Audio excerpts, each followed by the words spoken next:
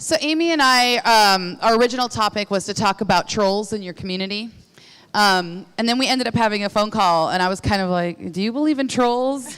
And Amy was like, no, not really. And so we had this whole conversation, and then Tuesday happened. And I feel like it doesn't matter if you think you're the kind of person that engages or doesn't engage on controversial topics.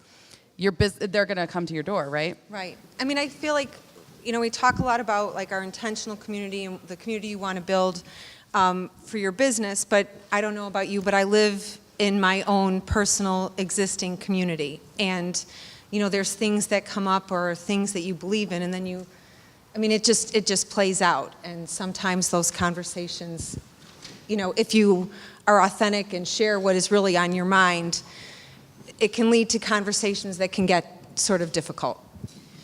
I think one of the reasons I was really excited to talk with you in particular about this is that Amy is a sincere, good, kind person, but she does not shy away from the real talk.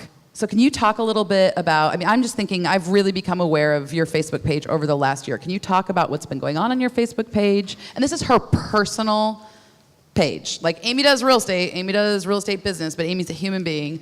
And can you describe your community and what's been going on? So, I wouldn't say this is necessarily my community, but you have your Facebook group, you have your friends and family and whatever. And I would say especially over the last year with police shootings and the Black Lives Matter movement. And you know what, it's crazy. I am a 53-year-old frumpy suburban chick from the southwest side of Chicago. I feel like your outfit is banging. So I am not,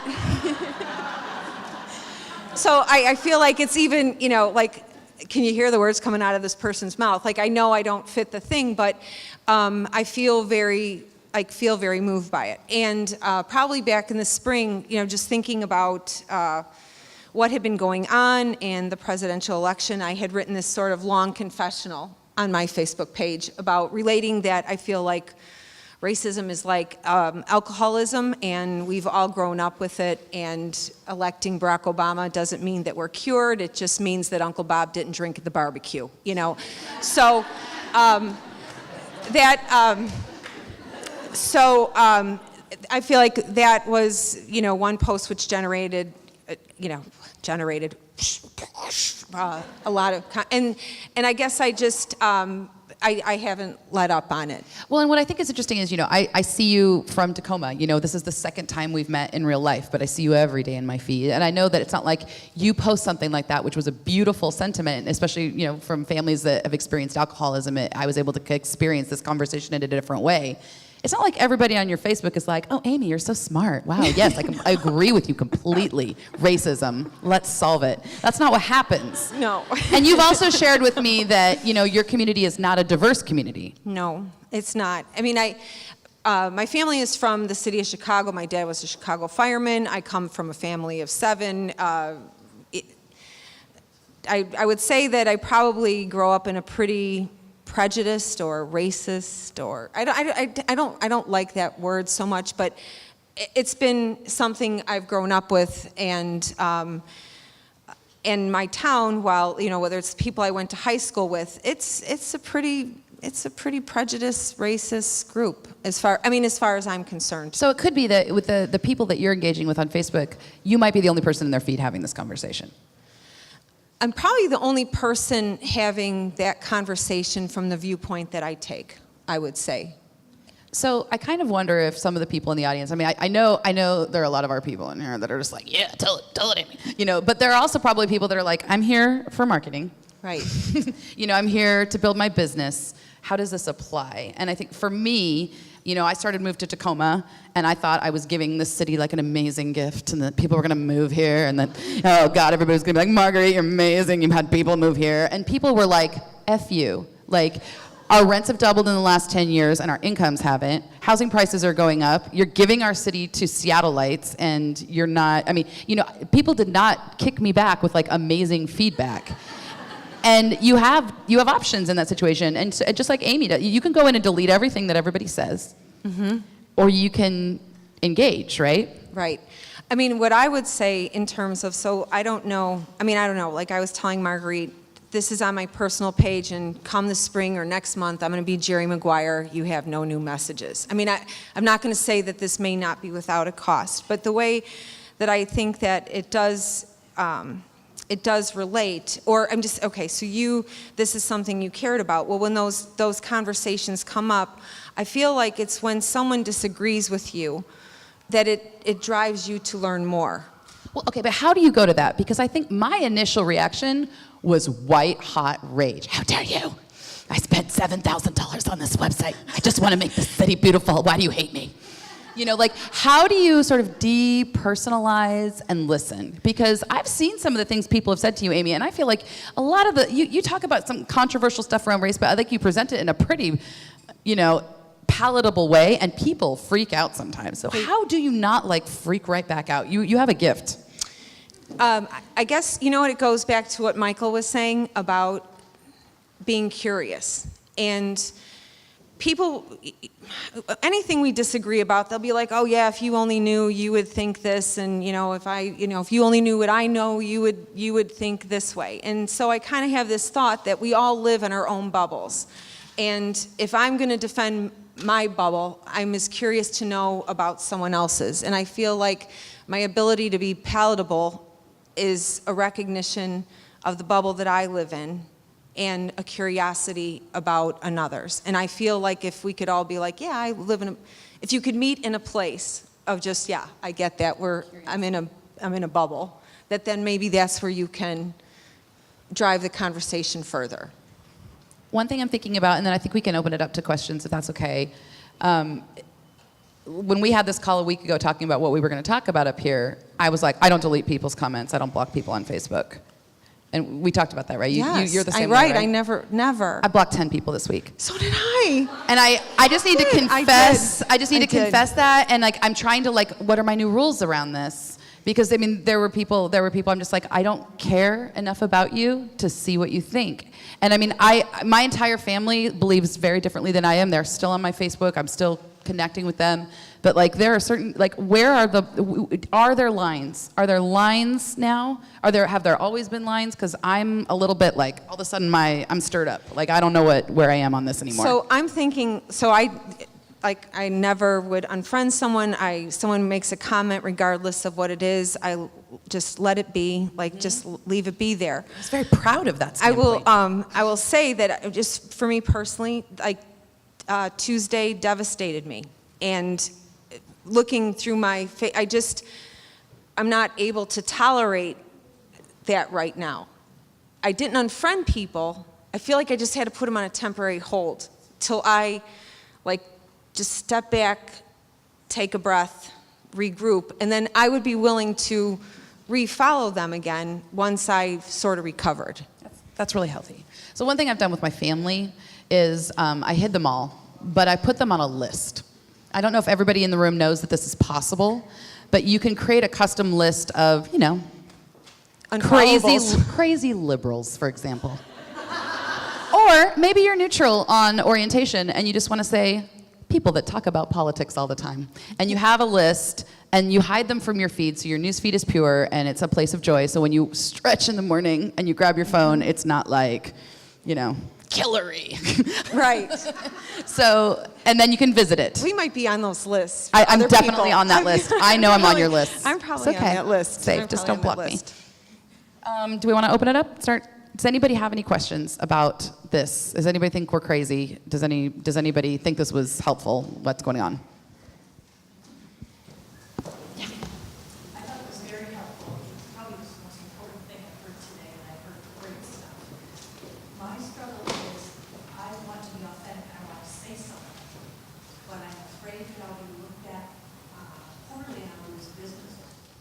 So if you guys didn't hear, she says she wants to be authentic and she wants to speak up about things that are important to her, but she's afraid of losing business. Amy. Okay, so the one thing this is what I would say, is that I don't know that I have, there are 8 million kabillion things wrong and horrific going on in the world and water in Africa. I mean, I don't know what someone's thing is.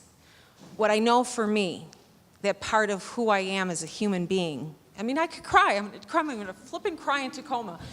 Safe space, Amy Curtis's is a safe space. Is racial equality. Like I mean, what did Mike Pence say? He's a Christian first and a Republican. Like I know that I am a human being first. And on this one thing, like I can't help myself. And should it cost me business? Well, like sometime when I'm dead and gone, like there's going to be like grandchildren or great-grandchildren, they're going to wonder who I was. And I would hope that they would know me more as who I was as a human being than as a real estate agent. And wait, and if I could just say one other thing on that topic, again, it'll choke me up, is that I look at it and I think like there are people that say goodbye to their kid that's getting in a car. They could have a taillight and they could end up dead. And the risk they take every single day for the color of their skin, and my big risk is I mentioned something on Facebook. I mean, if it's what I believe, how could I not? So.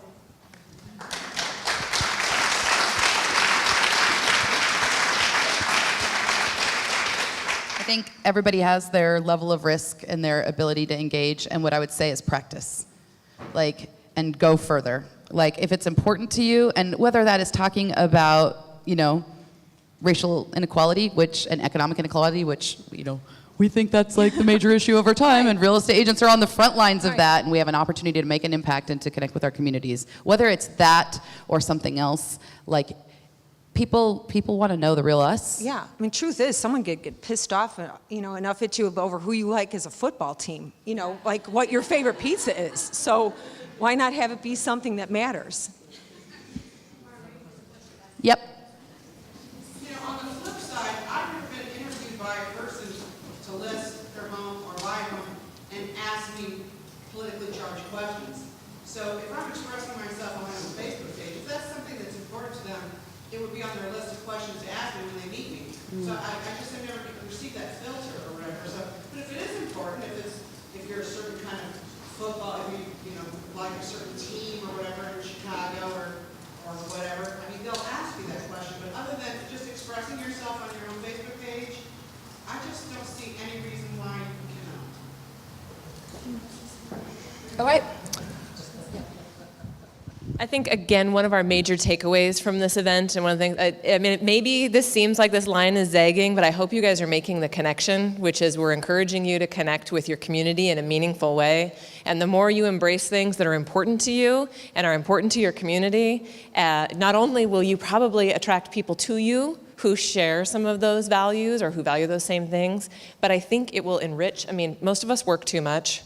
Most of us consider clients friends often after transactions, and ideally if you're attracting people with similar values, you'll want to stay in touch with them. And it makes this whole cycle that much easier, right? You actually enjoy reaching out and seeing them again and doing business again. And so if there's nothing, the argument almost is stronger in the other direction in my mind, which is put it out there a little bit, and the rewards, it's scary at first, but the rewards of what come back to you. I was stunned the other day. So I have 4,000 plus followers on Instagram, and I posted a photo of myself wearing the Future is Female sweatshirt the other day on polling day. And I haven't been super out there and political. I've posted some things this year. My kids are biracial, my husband's black. I've posted a few things about some of the racist topics this year, but I haven't been heavily political. I looked at the beginning of the day to see how many people might unfollow me over the course of the day, because I thought, it's I get it, and maybe you don't want to follow my Instagram. I don't post about myself a lot, but maybe you're not into that. It is the single most liked post I have ever posted, and I'm not saying one candidate or the other or anything along those lines, but I think people want to know who you are, and they want to connect with who you are, and it's the few times you do that, it is frightening. And then it gets it feels so good because you're like, these are my people. Well, and we've We want talked you to for do that. years in the context of our videos about attracting people, and Michael Thorne said it too. You also deflect people. You don't end up across the table signing a list agreement with someone who just makes your skin crawl that you hate, that can't stand you two, but like he's already got you in the house, so he's going to sign, and now you're going to have the worst transaction ever, and you have to talk to each other all the time. Like, yeah, and they're probably referrals. But like, people will be, if you are yourself and you're saying things that are important to you, you know, someone who's going to say something effing awful to you, Anne, in that listing appointment is already going to know who you are. And they're not going to be up for it, and they're going to call someone else. They're going to call. Yeah, and Amy Curtis, you're not going to be bumping into that so much. You know, you're going to, but I think what I've experienced on the other side of that is people who are so into it. You know, they're so into, you know, there's a loyalty that comes with telling your truth. Mm-hmm. Absolutely. Well, that's one thing, just as a tip, the one thing that I don't know, the one thing I am mindful of is that I don't want to get in the way of the cause I'm trying to fight. Because once it could be about me or disregarding me or making me a bitch or I'm a fool or being an idiot or turning it into name calling, then I've gotten in the way of what it is I'm trying to say. So, I mean, just like, you know, in real estate transactions, just like get out of the way. Keep your ego out of like.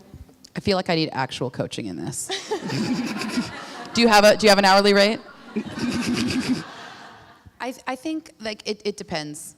I mean, I think that there's a lot here because I know Chavi behind you is probably like bouncing in her chair and has many things to say. And I think that there's I don't like to delete comments unless they are like racist or I don't know, possibly illegal somehow or you know whatever, you know, on like Move to Tacoma. But if I was listing a house and somebody said something horrible about the house, I feel like that's part of our fiduciary duty. I mean, we're not talking about censorship here. We're just talking about like if it's about the house. I feel like the one thing I did here in New York last year at Inman was another panelist like took me aside and was like, do not mess with these gentrification people, like they will kill you. And I remember being like, what is going on in California? Like this woman is freaking out. Because I feel like, I think it is worth it to engage with those people that are upset about gentrification because these are our communities. I mean, just in that instance, if it were me and someone said something and it just made me squirmy and I wasn't sure what to do, I would just say honestly what I thought. Like, I'm just kind of uncomfortable. This wasn't the intent of this post. I appreciate your comment. You may note that I'm going to be deleting it, and I'd love to have this conversation with you in another place. So that, like, you don't just delete and anger someone. Acknowledge, like, and let them know. I mean, just being human. Like, I'd be like, I don't know what to say about this here. This doesn't seem right, but I'm going to delete you, and please don't take that the wrong way. Let's talk about it over here. Especially for those of us who are posting from business pages with business names. So like people think I'm not a person. They see Move to Tacoma and they're like, moving to Tacoma. I don't want anybody moving to Tacoma. Like I'm gonna write something shitty every time you post. And then you send them a private message and you're like, hi, I'm Marguerite. I see that you're commenting a lot. Do you wanna get coffee? I wanna hear what you have to say. Like it's not that much work to take 5 angry community members to coffee that are now your friends. Like, and now they're actually looping you in and giving you a heads up when things are ugly and like looking at that, can you turn that around to being a gift? Mm-hmm. Can you turn that around to giving you insight and making you a better realtor? It's possible, I think. I think so too. In case there's anyone in the room that does not know that 83% of real estate agents are white, if you don't know that, if you think that's just because of the community you live in, it doesn't matter what kind of diversity is in your community, more than likely it's white people selling houses, even if your community is more diverse than that. And there's a lack of cultural competency in general in real estate. I don't know if Margot Willis is here yet. She's on her way, I think. But she, you know, at home with diversity, like there are a lot of opportunities to get schooled up on this. And I think we have a duty to our fellow realtors as we try to diversify our industry to learn so we're not embarrassing ourselves and embarrassing our clients. My posts are public. And I'm not saying if someone sends, I accept every friend request, but like if I know someone or familiar with someone or have engaged with them in some other conversation, yeah, I'm pretty much an open book, I guess. My posts are friends only unless I make them public. And if you're a real estate agent and you friend, the most politically diverse group of friends I have are the real estate agents, and they're all on a real estate agents list. So if I want to talk about something that I don't want to share with y'all, I can just block ya. That's probably the way to do it. I'm a lister. I don't know. I don't know if I would friend I'll Amy make a Curtis list. immediately on Facebook if you haven't already and stalk her because she is like a master class. She doesn't shy away from the difficult stuff, but I really don't think you have canned phrases. You seem to just be really present in a conversation. I think so. So classy. It's her thanks. brand. Thanks. All right. All right. Thanks, guys.